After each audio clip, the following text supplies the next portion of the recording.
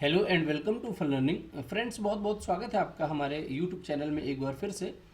Friends, जो हमारी 1000 MCQs की सीरीज चल रही है, जो specially MP police, MP SI, MP पटवारी, एमपी पीएससी और एमपी में जितने भी एग्ज़ाम कंडक्ट होते हैं, आयोजित होते हैं समय समय पर, उन सभी में आपको ये जीके का पोर्शन जो मध्य प्रदेश का पूछा जाता है अप्रॉक्स 25 से 30 नंबर का, वो पूरा कवर करेगा।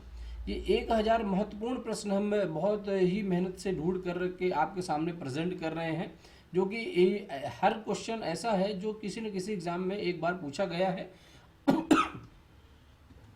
और जिसके पूछे जाने की संभावना और भी बढ़ जाती है। तो साथियों, आज ये पार्ट 4 है, चौथा पार्ट हम लेकर के आए हैं। इससे पहले हमने 3 पार्ट ऑलरेडी इस पे बना चुके हैं। 30 क्वेश्चंस का एक पार्ट होता है। यदि आपने उन तीनों पार्टों को नहीं देखा है तो निश्चित रूप से आप प्लेलिस्ट में जाकर के उनको देख सकते हैं, और देखना ही चाहिए ताकि आपको उन क्वेश्चंस का भी लाभ मिल सके।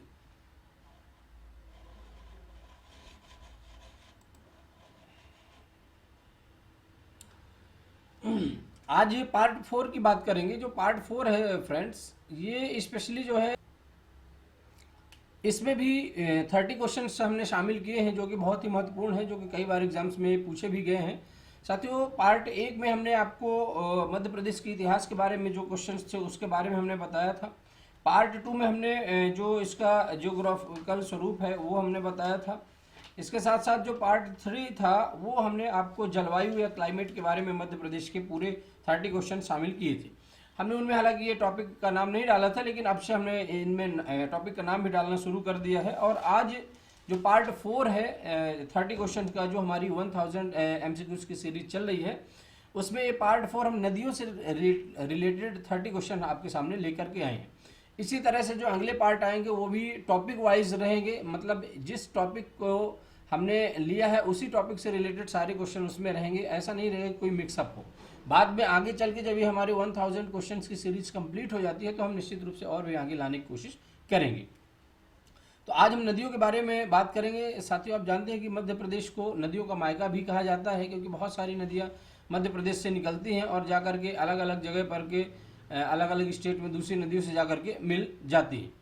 तो बिना देरी के हम पहला ही क्वेश्चन स्टार्ट करते हैं। लेकिन हमने अपने पिछले वीडियो में आपसे एक क्वेश्चन पूछा था, उसका आंसर बहुत सारे फ्रेंड्स ने कमेंट करके दिया था, उनको मैं बहुत बहुत धन्यवाद देता हूं।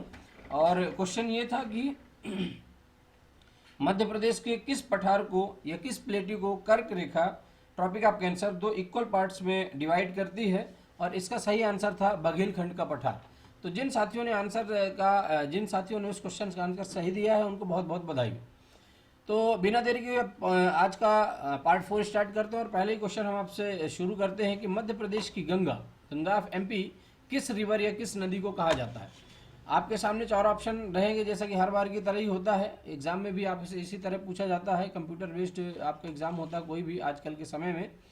तो 4 ऑप्शन है। पहला है नर्मदा, दूसरा है चंबल, तीसरा है सिंध और चौथा है क्षिप्रा। तो जो सही आंसर है उसको आपको इसमें बताना है कि जो मध्य प्रदेश की गंगा है, गंगा ऑफ एमपी है, वो किस नदी को कहा जाता है। तो साथियों, आपको ये जानकारी होगी कि जो मध्य प्रदेश की गंगा है वो है नर्मदा। नर्मदा नदी को मध्य प्रदेश की गंगा कहा जाता है। क्यों? क्योंकि ये मध्य प्रदेश में 1077 किलोमीटर का एरिया कवर करती है और ये सबसे बड़ी नदी है मध्य प्रदेश की। तो सही आंसर क्या हो जाता है आपका? हो जाता है मध्य प्रदेश की गंगा किसको कहा जाएगा? तो वो है आपकी नर्मदा। नर्मदा नदी को मध्य प्रदेश की गंगा के नाम से हम जानते हैं। और नर्मदा मध्य प्रदेश की 5वीं बड़ी नदी है, ये भी आप जरूर याद रखेंगे। मध्य प्रदेश की 5th नंबर की, 5वें नंबर की सबसे बड़ी नदी है नर्मदा, और मध्य प्रदेश की गंगा तो कहलाती है। तो आंसर हमारा क्या हो जाएगा? नर्मदा रिवर। ठीक है। इसका उद्गम स्थल कहाँ से होता है ये भी आपको जानना चाहिए। तो जो उद्गम होता है वो होता है अमरकंटक से। कहाँ से होता है? अमरकंटक से होता है। और अमरकंटक की बात करें तो एक पवित्र प्लेस है, पवित्र स्थान है, शहडोल जिले के बगल में है अमरकंटक। वहाँ से जो है तो ये इसका उद्गम होता है, और वहाँ से और 2 नदियों का भी उद्गम होता है, और जिसको आपको जानना भी जरूरी हो जाता है। तो राइट आंसर हो जाता है फ्रेंड्स नर्मदा। ठीक है ना, नर्मदा आपका सही आंसर हो जाता है। इसी के साथ क्वेश्चन नंबर 2 की ओर मूव करते हैं कि मध्य प्रदेश में नर्मदा नदी की लंबाई कितनी है। टोटल जो लेंथ है मध्य प्रदेश की हम बात कर रहे हैं वो कितनी है? 1013 किलोमीटर, 1077 किलोमीटर, 1019 किलोमीटर या 1000 किलोमीटर। तो फ्रेंड्स इसका जो सही आंसर निकल कर के आता है कि जो मध्य प्रदेश में टोटल इसकी लेंथ है वो है 1077 किलोमीटर। कितना आंसर है? 1077 किलोमीटर जो है तो मध्य प्रदेश में इसकी टोटल लेंथ है। और यदि ओवरऑल लेंथ की बात की जाए, जो पूरी लंबाई की यदि हम बात करें नर्मदा की, तो टोटल है 1312 किलोमीटर। 1312 किलोमीटर इसकी टोटल लंबाई है, जो कि मध्य प्रदेश, एमपी और गुजरात में दोनों में मिला करके ये होती है। लेकिन यदि हम स्पेशली यदि मध्य प्रदेश की बात करें, ये क्वेश्चन कई बार पूछा गया आपसे एग्जाम में, यदि स्पेशली यदि आप मध्य प्रदेश की बात करते हो तो मध्य प्रदेश में आपकी जो टोटल लेंथ है नर्मदा की वो 1077 किलोमीटर या 1077 किलोमीटर है। इसी के साथ फ्रेंड्स मूव कर रहे थे क्वेश्चन नंबर 3 की ओर। निम्न में से कौन सी नदी शिवपुरी पठार से निकलती है? यहाँ पर थोड़ा सा ध्यान देंगे, शिवपुरी लिखा हुआ है, ये शिवपुरी पठार से कौन सी नदी निकलती है? तो इसका आंसर आपको बताना है। आपके सामने 4 ऑप्शन दिए हुए हैं। तो शिवपुरी पठार से कौन सी नदी निकलती है, इसका आंसर आपको बताना है। कूनो नदी है, तवा नदी है, वैनगंगा नदी है या सोन नदी है। तो शिवपुरी पठार से जो निकलती है उसका आंसर आपको बताना है। यदि आपको मालूम है तो निश्चित रूप से आप उसको टिक कर लेंगे, और यदि नहीं मालूम है तो मैं तो बता ही रहा हूँ। तो इसका जो राइट आंसर हो जाता है आपका है कूनो नदी। राइट आंसर कौन सा हो जाएगा आपका? कूनो नदी जो है तो मध्य प्रदेश में शिवपुरी के पठार से होकर के निकलती है, और यही इसका राइट आंसर हो जाता है। और आप भी इसको बिल्कुल अच्छे तरीके से दिमाग में रख लें। इसी के साथ मूव कर जाते हैं क्वेश्चन नंबर नेक्स्ट की ओर। मध्य प्रदेश एवं राजस्थान की सीमा, एमपी एंड राजस्थान की जो बाउंड्री लाइन है वो कौन सी नदी है जो डिसाइड करती है? नर्मदा है, सोन है, बेतवा है या चंबल नदी है? तो साथियों मैं आपको बताना चाहूँगा कि जो चंबल रिवर है, चंबल जिसको जहाँ पर चंबल नदी के आसपास बागियों का गढ़ भी कहलाता है, भिंड मुरैना, ये एरिया जो है तो बड़े फेमस एरिया है। तो जो चंबल नदी है, चंबल रिवर है, वो जाकर के यूपी में मिल जाती है, हमीरपुर के आसपास। और यही जो है तो मध्य प्रदेश और उत्तर प्रदेश राजस्थान की जो है तो सीमा का निर्धारण करती है। तो राइट आंसर क्या हो जाता है? चंबल रिवर। इसी के साथ मूव कर जाते हैं क्वेश्चन नंबर नेक्स्ट 5th की ओर। चूलिया जलप्रपात, चूलिया वाटरफॉल का निर्माण कौन सी रिवर के द्वारा होता है? ये कौन सी नदी करती है? ऑप्शन आपके सामने है, चंबल है, नर्मदा है, बेतवा है या सोन नदी है। तो निम्नलिखित में से कौन सी नदी है जो चूलिया प्रपात का निर्माण करती है? और इसका आंसर आपको निश्चित रूप से बताना है। तो ये है आपका चंबल रिवर। कौन सी रिवर है? राइट आंसर आपका हो जाता है चंबल रिवर। जो चंबल नदी है, चंबल नदी ही जो है तो आपका चूलिया वाटरफॉल का निर्माण करती है। Now come to the question number 6। Question number 6 है आपके सामने।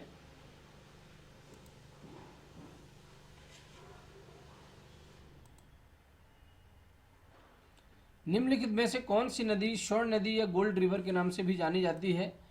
4 ऑप्शन है आपके सामने। चंबल रिवर है, चंबल नदी है, शिप्रा है, ये शिप्रा नहीं है फ्रेंड्स, यहाँ पर छा बना लीजिएगा आप, शिप्रा है, शिप्रा नदी, सोन नदी या नंबर 4 है तवा नदी।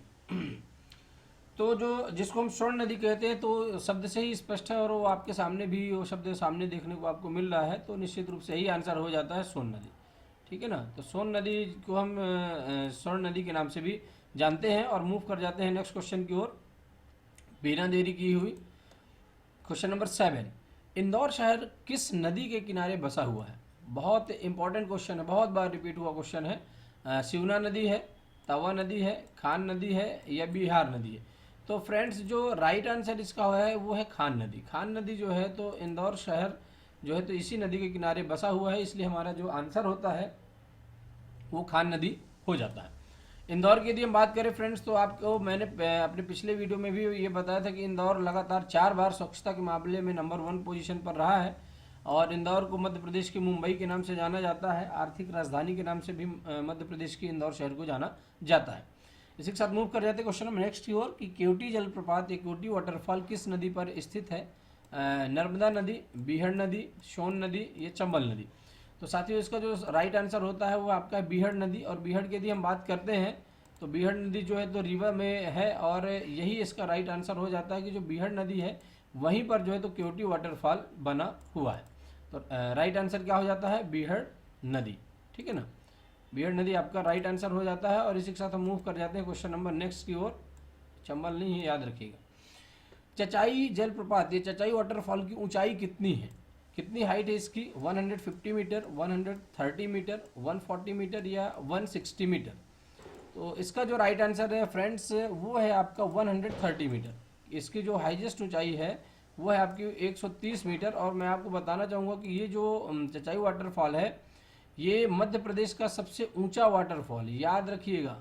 सबसे ऊंचा वाटरफॉल कौन सा है? यही है, यही जो चचाई वाटरफॉल है यही मध्य प्रदेश का सबसे ऊंचा वाटरफॉल है और यही इसका राइट आंसर भी हो जाता है।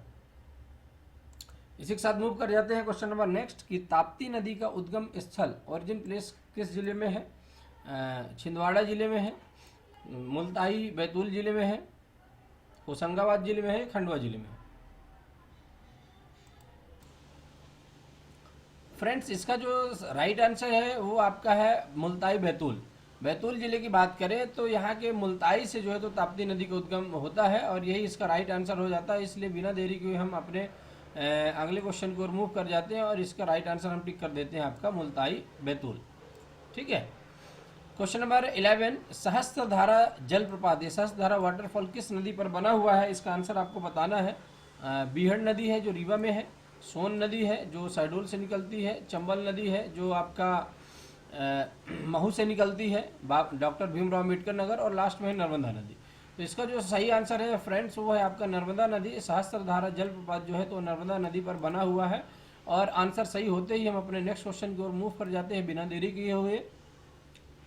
तो क्वेश्चन नंबर 12 है, 12 को हम देखते हैं कि नर्मदा और ताप्ती के अतिरिक्त मध्य प्रदेश की नदियाँ, जो नर्मदा नदी है और ताप्ती नदी है, इसके अलावा जो और नदियाँ हैं वो क्या करती हैं, वो कहाँ जाती हैं, कहाँ मिलती हैं, सब बताना है। अरब सागर में जाती हैं, बंगाल की खाड़ी में जाती हैं, हिंद महासागर में जाती है, दूसरी नदियों में मिल जाती है। तो साथियों मैं आपको बताना चाहूँगा कि जो मध्य प्रदेश है, मध्य प्रदेश को नदियों का मायका कहा जाता है। और मध्य प्रदेश की जितनी भी नदियाँ हैं नर्मदा और ताप्ती के अलावा, नर्मदा और ताप्ती आपकी खंभात की खाड़ी में जाकर के मिलती है, लेकिन इनके अलावा यदि हम बात करते हैं तो बाकी जितनी भी नदियाँ हैं वो साथियों आपसे बताएं वो जाकर के दूसरी नदियों में मिल जाती हैं, कुछ यूपी में मिल जाती हैं, कुछ बिहार में मिल जाती हैं। इस तरह से यही इसका राइट आंसर हो जाता है। तो जो दूसरी नदियां हैं वो क्या होती हैं, वो आपके दूसरी नदियों में मिल जाती है। क्वेश्चन नंबर 13 है, इनमें से कौन सी नदी मध्य प्रदेश में नहीं बहती है? चंबल रिवर ये तो बहती है, ताप्ती ये भी बहती है, नर्मदा ये तो प्राण ही है, यहाँ मध्य प्रदेश की गंगा ही कहलाती है। तो लास्ट में सिर्फ एक ही ऑप्शन बचता है और वही ऑप्शन सही हो जाता है। ये जरूर याद आप रखें, माइंड में इस बात को जरूर ध्यान से रखें कि नहीं वाला ऑप्शन आपको बहुत ध्यान से करना है, क्योंकि कई बार ऐसा होता है कि हम जो है तो नहीं पढ़ते हैं और वही आंसर हम टिक कर देते हैं। तो इसका आंसर है कृष्णा नदी। ठीक है ना। चलिए क्वेश्चन नंबर नेक्स्ट और मूव करते हैं बिना देरी किए हुए। नर्मदा नदी या नर्मदा रिवर कहाँ से निकलती है? बहुत ही इंपॉर्टेंट क्वेश्चन, बहुत बार पूछा गया क्वेश्चन है। अमरकंटक से निकलती है, पचमढ़ी से निकलती है, भेड़ाघाट से निकलती है, चित्रकूट से निकलती है। तो साथियों जो नर्मदा रिवर है वो अमरकंटक से निकलती है। बिना देरी की हुई इसका राइट आंसर आप टिक कर लीजिए, अमरकंटक। और अमरकंटक से और भी 2 नदियाँ निकलती हैं, उनको भी आपको जानकारी इकट्ठा करना है और बताना है। तो राइट आंसर इसका हो जाता है अमरकंटक। इसके बाद यदि हम बात करते हैं भेड़ाघाट, तो ये साथियों नर्मदा नदी के किनारे ही, ये नर्मदा नदी पर ही भेड़ाघाट बना हुआ जबलपुर में। पचमढ़ी पर्यटकों को सदर कहा जाता है और चित्रकूट को पवित्र स्थान कहते हैं जहां राम जी ने वनवास काटा था। क्वेश्चन नंबर 15 है, सरदार सरोवर परियोजना किस नदी पर चल रही है? ताप्ती नदी पर चल रही है, गोदावरी नदी पर चल रही है, नर्मदा नदी पर चल रही है या कृष्णा नदी पर चल रही है? इन चारों ऑप्शनों में से एक ऑप्शन सही है आपका। तो इसका राइट आंसर है जो सरदार सरोवर परियोजना है साथियों, नर्मदा नदी पर है और यही आपका राइट आंसर हो जाता है। क्योंकि आप ये जानते हैं कि जो नर्मदा है मध्य प्रदेश की सबसे बड़ी नदी है। साथ ही साथ में मध्य प्रदेश के अलावा पूरे भारत की यदि बात करें तो 5th नंबर की नदी है।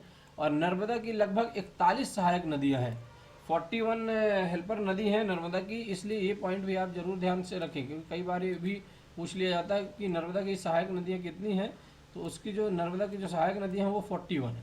ठीक है ना। इसी के साथ मूव करते हैं क्वेश्चन नंबर नेक्स्ट की ओर। निम्न में से कौन सा बांध नर्मदा नदी पर नहीं है? कौन सा बांध नहीं है? मतलब एक ही नहीं होगा, बाकी होंगे। तो बरगी बांध ये तो मेरे ख्याल से है ना। ओंकारेश्वर ये भी है खंडवा में। इंदिरा सागर बांध है, ये भी है। तो बचा सिर्फ एक भीम सागर। तो भीम सागर बांध जो है तो नर्मदा नदी पर नहीं है, और यही इसका राइट आंसर हो जाता है, जो भीम जी के नाम पे रखा गया था। ठीक है, और इसी के साथ हम मूव करते हैं क्वेश्चन नंबर नेक्स्ट की ओर। मध्य प्रदेश का कौन सा जिला, कौन सा डिस्ट्रिक्ट है मध्य प्रदेश का जो सबसे ज़्यादा मृदा अपरदन या सॉइल इरोजन से प्रभावित होता है, बहुत ज़्यादा मिट्टी का कटाव होता है।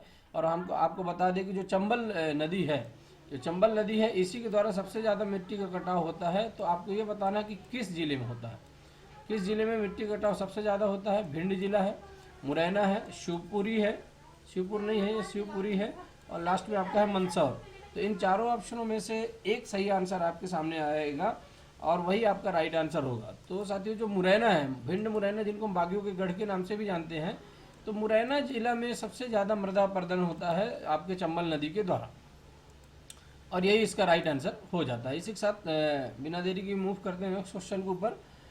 मध्य प्रदेश की कौन सी नदी सर्वाधिक अवनालिका अपरदन करती है, जो सबसे ज़्यादा अवनालिका अपरदन करती है, कौन सी नदी है? तो अब ये तो आपको बहुत सिंपल तरीके से अभी मैंने बताया ही है, तो माइंड में आ ही गया होगा, फिर भी देख लेते हैं। नर्मदा है, चंबल है, सोन है, या ताप्ती है? तो इसका जो राइट आंसर है साथियों, और कोई नहीं है, वो चंबल नदी है। चंबल नदी पर जो है सबसे ज़्यादा अवनालिका अपरदन करती है, और यही कारण है कि वो आपके मुरैना में सबसे ज़्यादा जो है तो अवनालिका अपरदन देखने को मिलता है। क्वेश्चन नंबर 19 को और मूव करते हैं कि प्रदेश का सबसे ऊंचा हाईएस्ट वाटरफॉल किस नदी पर बना हुआ है? चंबल नदी पर है, बीहड़ नदी पर है, नर्मदा नदी पर है, या तवा नदी पर है? तो साथियों, जो सबसे ऊंचा वाटरफॉल मध्य प्रदेश में बना हुआ है वो किस नदी पर है, इसका आंसर आपको बताना है। और आंसर है आपका बीहड़ नदी। बीहड़ नदी, जैसा कि मैंने अभी आपसे बताया, ऊपर की रीवा में है ये नदी, और इसी नदी पर सबसे ऊंचा वाटरफॉल मध्य प्रदेश का बना हुआ है, और जिसकी ऊंचाई भी मैंने अभी आपको कुछ देर पहले बताई थी। निश्चित रूप से आपको उसकी ऊंचाई भी याद होगी। तो राइट आंसर कौन सा हो जाता है? बीहड़ नदी। ठीक है, चलिए क्वेश्चन नंबर नेक्स्ट ओर मूव करते हैं। बीहड़ नदी पे ऊंचाई है इसकी 130 मीटर, भूलिएगा नहीं आप, 130 मीटर इसकी टोटल ऊंचाई है, और ये मध्य प्रदेश का सबसे ऊंचा वाटरफॉल या जलप्रपात है। एक टूरिस्ट प्लेस भी है, यहाँ बहुत सारे लोग देखने को भी जाते हैं। इसी के साथ क्वेश्चन नंबर 19 की बात करते हैं कि नर्मदा घाटी किन पर्वत श्रृंखलाओं, माउंटेन रेंज के बीच में स्थित है? जो नर्मदा वैली है वो किन पर्वत श्रृंखलाओं के बीच में स्थित है? भांडेर और मैकाल पर्वत श्रृंखला, सतपुड़ा और अरावली, सतपुड़ा और विंध्याचल, या विंध्याचल और अरावली? तो इसका जो साथियों राइट आंसर होता है वो है आपका सतपुड़ा और विंध्याचल। जो सतपुड़ा पर्वत है और विंध्याचल रेंज है, इन दोनों के बीच में नर्मदा घाटी उपस्थित है, और यही एक राइट आंसर हो जाता है। और सतपुड़ा से आपको याद होगा कि सतपुड़ा के घने जंगल, ऊँघते अनमने जंगल, तो ये भी आपके एक सही आंसर आपके सामने निकल करके आ जाता है। और इसी के साथ साथ क्वेश्चन नंबर 20 की ओर धीरे धीरे मूव करते हैं, और देखते हैं कि क्वेश्चन क्या है। इसका आंसर भी आपको देने की कोशिश करना है कि नर्मदा घाटी या नर्मदा वैली एक उदाहरण है। किसका उदाहरण है? भ्रंश कगार का, या भ्रंश घाटी का, या ग्रीवा खंड का, या होर्स्ट का? ये किसका उदाहरण है, इसको आपको आंसर सही बताना है। तो इसका जो साथियों राइट आंसर है वो आपका भ्रंश घाटी का। जो भ्रंश घाटी है, मतलब दो रेंज के बीच की घाटी है, यही आपका राइट आंसर हो जाता है, और इसी को हम क्या है, भ्रंश घाटी के नाम से जानते हैं। तो राइट आंसर हो जाता है भ्रंश घाटी। अब बहुत बार साथियों ऐसा होता है कि ये पूछ लिया जाता है कि ये शहर जो है तो किस नदी के किनारे स्थित है, वो शहर कौन सा है जो किस नदी के किनारे स्थित है। तो इसी से संबंधित एक क्वेश्चन है कि जो बेतवा नदी है, जो बेतवा रिवर है, वो किस शहर के किनारे स्थित है? बहुत ही महत्वपूर्ण क्वेश्चन है, बहुत बार रिपीट हुआ है, बहुत बार ये क्वेश्चन पूछा गया है, इसलिए वेरी वेरी इंपॉर्टेंट हो जाता है। इसलिए आप इसको बहुत अच्छे तरीके से कम 2 बार जरूर पढ़ के माइंड में आप इसको रख लें। ठीक है, वेरी वेरी इंपॉर्टेंट क्वेश्चन हो जाता है। ओरछा है, उज्जैन है, महाकाल की नगरी, भोपाल है, झीलों का शहर, या मुरैना है जहाँ पर सबसे ज़्यादा मृदा अपरदन होते हैं? ओरछा छतरपुर टीकमगढ़ जिले के अंतर्गत आता है। तो यही इसका राइट आंसर है। ओरछा जो शहर है साथियों, वो आपका नर्मदा नहीं, बेतवा नदी के किनारे स्थित है। ये ध्यान रखेंगे, नर्मदा नहीं है, बेतवा नदी जो है, बेतवा नदी के किनारे ही ओरछा शहर स्थित है। और ओरछा भी एक रामायण कला संग्रहालय जो है तो ओरछा में ही बनाया गया है। तो ये भी एक बहुत ही महत्वपूर्ण पॉइंट है जो कई बार जो है तो एग्जाम में आपसे पूछा गया है। अब बिना देरी के हम पहुंच जाते हैं अपने अगले क्वेश्चन की ओर। और क्वेश्चन ये देखते हैं कि निम्नलिखित नदियों में से कौन सी नदी डेल्टा नहीं बनाती है? अब डेल्टा से आपको याद आया होगा साथियों कि जो नदियाँ होती हैं, जो जितना भी मटेरियल अपने द्वारा बहा करके लाती हैं, वो अपने मुहाटे पे एक जा करके जमा करती है। जैसे आपको यदि हम डेल्टा की बात करें तो जो सुंदरवन डेल्टा है, सुंदरवन डेल्टा पूरे दुनिया का सबसे बड़ा डेल्टा है और ये आपका वेस्ट बंगाल कलकत्ता में स्थित है, जो कि गंगा नदी और ब्रह्मपुत्र नदी के द्वारा बनाया जाता है। डेल्टा में क्या होता है कि चारों तरफ से पानी भरा रहता है और बीच में एक जो है तो एरिया उठा हुआ रहता है, जहाँ पर नदियाँ अपने मुहाटे पे जो है जितना भी मटेरियल लेकर के आती है वहाँ पर वो जमा करती हैं, इसलिए एक प्रॉपर लैंड बन जाता है वहाँ पर, ठीक है ना। तो गंगा और ब्रह्मपुत्र के द्वारा बनाया गया सुंदरवन डेल्टा दुनिया का सबसे बड़ा डेल्टा है, जहाँ पर सुंदर वृक्ष भी पाए जाते हैं जो कि बहुत ही उपजाऊ होते हैं। तो ऑप्शन है गंगा नदी है, स्वर्ण रेखा है, नर्मदा नदी है या ताप्ती नदी है। तो कौन सी नदी है जो डेल्टा नहीं बनाती है, इसका आंसर भी आपको बहुत आसानी से मिल जाता है कि जो हमारी नर्मदा नदी है वो कहीं भी डेल्टा नहीं बनाती, ये याद रखिएगा। गंगा भी बनाती है, स्वर्ण रेखा भी बनाती है, ताप्ती भी बनाती है, तो एक ही नदी बचती है नर्मदा। नर्मदा कहीं भी आपका डेल्टा नहीं बनाती है और यही इसका राइट आंसर। इसी के साथ मूव कर जाते हैं क्वेश्चन नंबर 23 की ओर। उज्जैन स्थित महाकाल मंदिर किस नदी के किनारे स्थित है? ताप्ती नदी के, चंबल नदी के, क्षिप्रा नदी के या आपका है नर्मदा नदी। इनमें से जो सही आंसर वो आपको बताना है, कौन सा आंसर सही है या कौन सा आंसर नहीं है, वही आंसर आपको बताना है। तो साथियों जो महाकाल मंदिर है उज्जैन में, जहाँ पर 12 ज्योतिर्लिंगों में से एक ज्योतिर्लिंग उज्जैन में भी स्थित है और एक ओंकारेश्वर खंडवा में है। तो साथियों इसका जो राइट आंसर हो जाता है आपका है कौन सा? क्षिप्रा नदी। राइट आंसर क्या हो जाता है?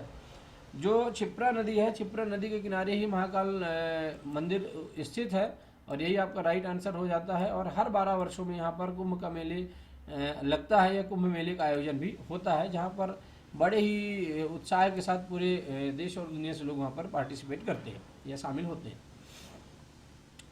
Now question number 24 is Tawa river और तवा नदी किस नदी की सहायक नदी है?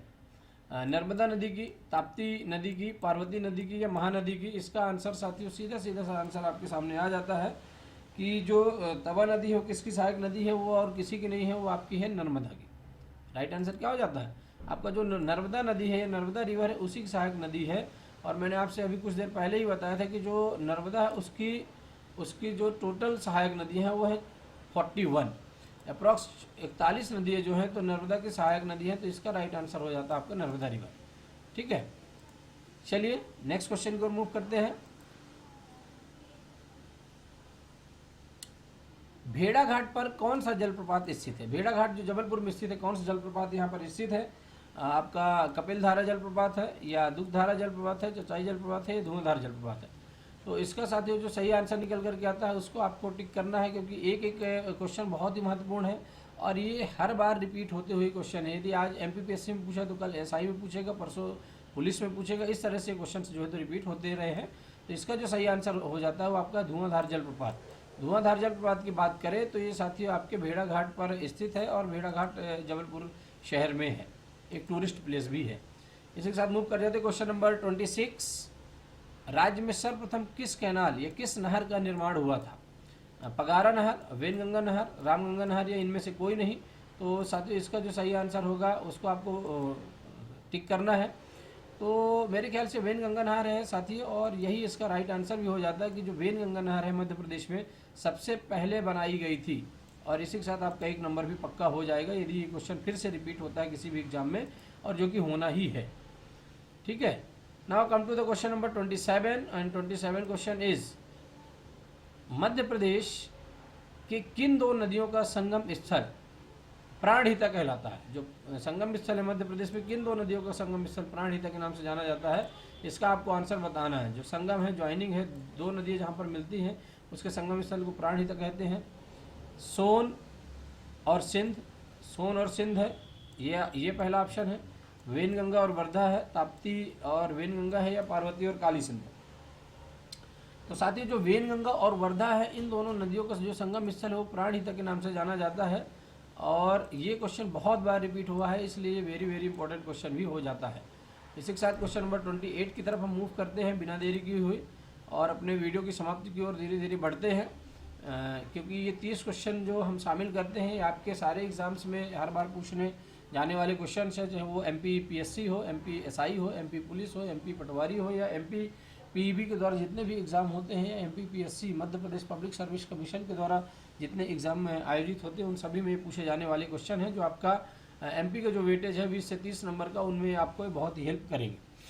तो क्वेश्चन नंबर 28 है, मध्य प्रदेश का सबसे बड़ा नदी द्वीप बिगेस्ट रिवर ग्रुप कौन सा है? सबसे बड़ा नदी द्वीप कौन सा है? नर्मदा, चंबल, सोन, नर्मदा, सोन, बेतवा, ताप्ती, काली सिंध और चंबल, या बेतवा, सोन, ताप्ती। तो इनमें से जो सबसे बड़ा सिंचाई ग्रुप है या सबसे बड़ा नदी समूह ग्रुप है, ऐसा बोल दे तो वो है आपका नर्मदा, चंबल और सोन। राइट आंसर आपको क्या हो जाता है साथियों? नर्मदा, चंबल और सोन जो है तो मध्य प्रदेश का सबसे बड़ा नदियों का ग्रुप है, क्योंकि आप ये जानते हैं कि जो सबसे बड़ी नदी कौन सी है? नर्मदा, फिर उसके बाद सेकंड नंबर की चंबल और थर्ड नंबर की आपकी सोन। तो यही आपका सही आंसर हो जाता है कि जो सबसे बड़ा ग्रुप है नदियों का या बिगेस्ट रिवर ग्रुप है वो आपका है नर्मदा नदी, चंबल नदी और सोन नदी। ठीक है। क्वेश्चन नंबर 29, ओंकारेश्वर सिंचाई परियोजना किस नदी पर बनी हुई है? तो इसका आंसर बिना देरी किए हुए आपको ये पता चल जाना चाहिए कि किस नदी पर है, फिर भी एक बार डिस्कस कर ही लेते हैं। नर्मदा नदी है, हथनी नदी है, तवा नदी है या केन नदी है। तो साथियों जो इसका राइट आंसर हो जाता है वो आपका है नर्मदा नदी। नर्मदा रिवर जो है उसी नदी पर जो है तो आपका ये बना हुआ है क्या? ओंकारेश्वर सिंचाई परियोजना। तो ओंकारेश्वर सिंचाई परियोजना जो बनी हुई वो आपके नर्मदा रिवर पर है, और ज़्यादा से ज़्यादा जितनी भी परियोजनाएं संचालित हो रही हैं वो नर्मदा रिवर के अंतर्गत ही आती है, क्योंकि मध्य प्रदेश की गंगा नर्मदा ही है। और धीरे धीरे हम पहुँचते हैं अपने क्वेश्चन की आखिरी में, क्वेश्चन नंबर 30, निम्नलिखित में से कौन सा बांध, ये कौन सा जो डैम है चंबल परियोजना के अंतर्गत नहीं आता है?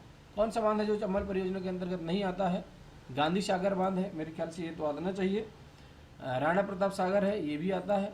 सम्राट अशोक सागर है, ये थोड़ा सा डाउट में है, और जवाहर सागर तो है ही है। तो जो डाउट वाला है उसी को हम अपन सही कर लेते हैं, और यही हमारा सही आंसर हो जाता है, और ये आपका है सम्राट अशोक सागर बांध।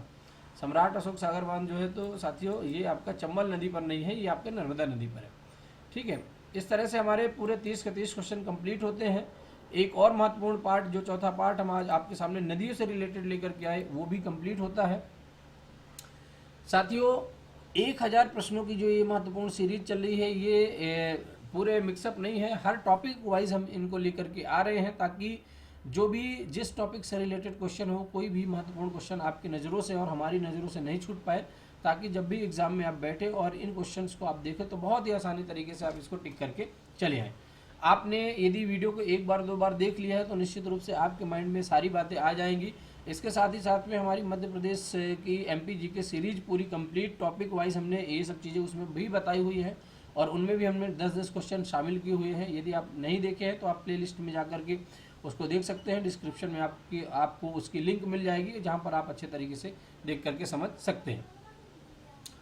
तो इस तरह से हमारा पार्ट 4 भी कंप्लीट होता है। हम इसके साथ ये अगले पार्ट के साथ आपके साथ हाजिर होंगे, पार्ट 5, और वो एक और नया टॉपिक होगा, और उसके और महत्वपूर्ण 30 क्वेश्चन होंगे, जो कि 1000 क्वेश्चंस का पार्ट ही होंगे। तो बिना देरी के हुए आज के प्रश्न के ऊपर चलते हैं कि मध्य प्रदेश के सबसे ऊंचे जलप्रपात, हाईएस्ट वाटर फॉल की जो ऊंचाई है, पीक है, वो कितनी मीटर है? निश्चित रूप से आपने वीडियो को बहुत अच्छे तरीके से देखा है, समझा है, तो आप इसका आंसर भी कर पाएंगे। तो साथियों इसका आंसर आपको कमेंट करके बताना है। ये 30 महत्वपूर्ण क्वेश्चन हमने आपके सामने शामिल किए, और ये 30 महत्वपूर्ण क्वेश्चन बहुत ही ज़्यादा महत्वपूर्ण है एग्ज़ाम के दृष्टिकोण से भी, और साथ ही साथ में आपका GK के दृष्टिकोण से भी ये बहुत ही ज़रूरी क्वेश्चंस हैं। तो इस तरह से फ्रेंड्स ये पूरे क्वेश्चन कंप्लीट होते हैं, और हमने आज आपसे आज का जो महत्वपूर्ण क्वेश्चन था वो भी हमने आपसे पूछ लिया कि जो सबसे ऊंचा जलप्रपात है चचाई जलप्रपात, उसकी ऊंचाई कितनी है? इसका आंसर आपको कमेंट करके बताना है कि कितनी ऊंचाई है। हम आपके आंसर का इंतज़ार करते रहेंगे, और आप यदि हमारे चैनल में पहली बार आए तो सब्सक्राइब करना मत भूलिए, ज़रूर सब्सक्राइब करिए, क्योंकि इसमें समय समय पर अपडेट्स आपको मिलते रहते हैं। आप हमारे सोशल मीडिया हैंडल्स को भी ज्वाइन कर सकते हैं। फेसबुक में फन लर्निंग के नाम से पेज है, इंस्टाग्राम में अनूप कुमार 1112, और टेलीग्राम चैनल इसलिए आप ज्वाइन करें क्योंकि सारी PDF हम आपको टेलीग्राम चैनल में प्रोवाइड कराते हैं, जहाँ से आप वहाँ पर आसानी से ज्वाइन कर सकते हैं। चलिए फ्रेंड्स, मिलते हैं हम अपने और एक महत्वपूर्ण वीडियो के साथ। वीडियो को लाइक, शेयर और सब्सक्राइब करना मत भूलें। आप अपना महत्वपूर्ण कमेंट भी जरूर हमको पास करें, और अपना ध्यान रखें। मिलते हैं अगले पार्ट के साथ, पार्ट 5 के साथ, और महत्वपूर्ण टॉपिक और 30 क्वेश्चन के साथ। Be always positive and thank you.